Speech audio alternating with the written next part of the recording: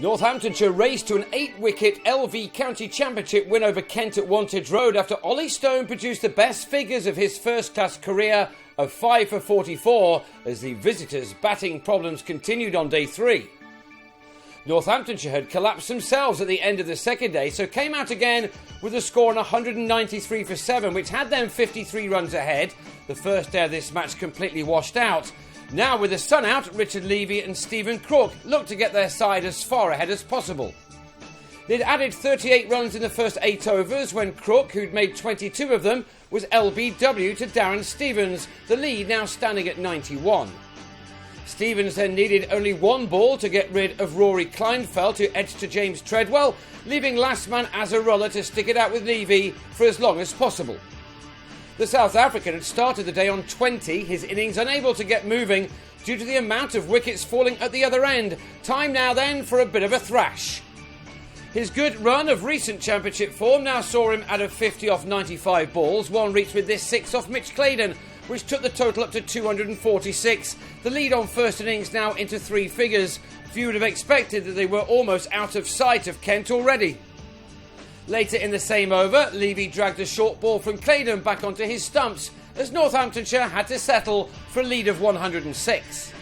This game had moved on at a pace, but it appeared that Kent would fare much better second time out as Daniel Bell-Drummond and Joe Denley knocked off 20 runs of that deficit.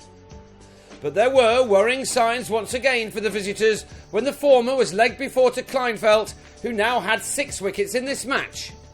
It was 6 for Azarullah too, as he removed Rob Key in the same manner for a single, and the alarm bells in the Kent dressing room must have been ringing again. They'd been dismissed for just 140 in their first innings after losing their last 8 wickets for 47 runs in 58 deliveries, so they really needed to arrest another slump through Denley and Sam Northeast, who were able at least to see their side through to lunch. But after it, Northeast left a ball from Kleinfeld alone to be bowled for 4, with the total now on 58 for 3. 16 more had been added to that when Stone was introduced into the attack. On the previous day, this was the time when the Kent batsmen had their best moments, and Stevens and Denley looked as if they were again going to make hay, while both Kleinfeld and Azarullah had a rest.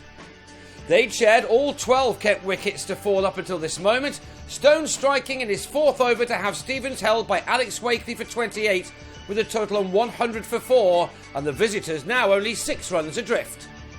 But they now collapsed again, losing their last 6 wickets for 39 runs after Adam Ball was legged before to Stone. Denley tried to keep going, but on 39 he gave Stone his 3rd wicket with a hook shot that sent the ball into the hands of Levy at long leg.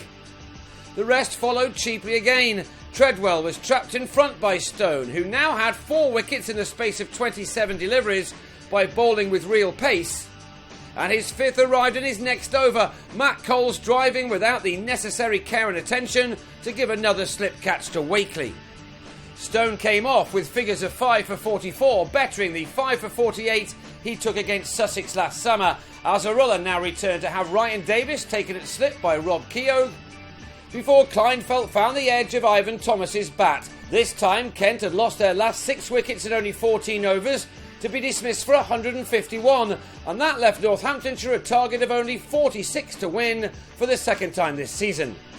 They lost Ben Duckett after 32 of those runs had been knocked off in no time. Coles with the catch, while Rob Newton followed to Thomas a couple of balls later. But this game was to end in fewer than 6 full sessions overall, with Wakely taking his side home.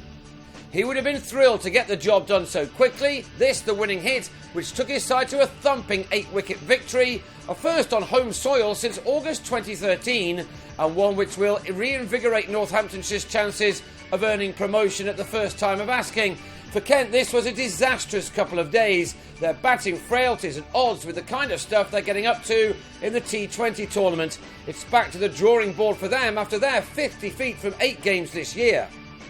They took only 3 points from this game, which leaves them at the foot of the championship table, while their opponents here are up to 4th for now and can now watch with interest over the next couple of days how their promotion challenges fare.